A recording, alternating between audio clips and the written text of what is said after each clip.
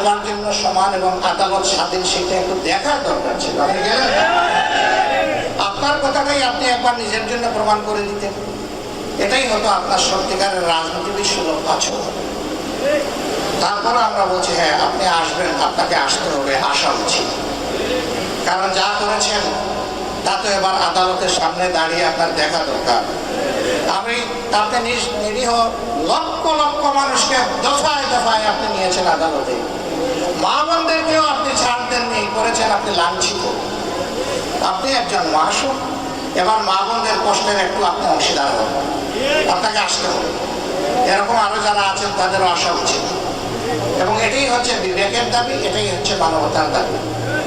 সম্মানিত ভাই বন্ধুগণ, কিন্তু যেই সংগঠনটি সবচেয়ে বড় মজলুম, এই সংগঠন এই দ্বিতীয় স্বাধীনতার উষালগ্নে ঘোষণা দিয়েছে যে আমরা কারোর উপর প্রতিশোধ নেব না।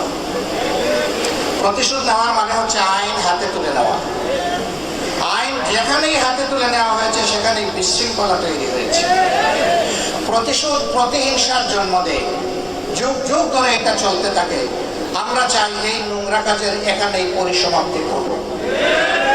তবে ন্যায় এবং ইনসাফের দাবি হচ্ছে যিনি যে অপরাধ করেছেন নির্দিষ্ট অপরাধের জন্য তাকে শাস্তি পেতে হবে, এবং সেইটি আইনি প্রক্রিয়ার মধ্য দিয়ে, বেআইনি ভাবে নয়।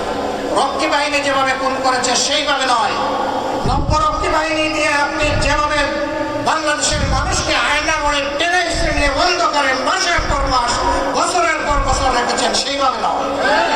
যেইভাবে বিনা বিচারে যেখানে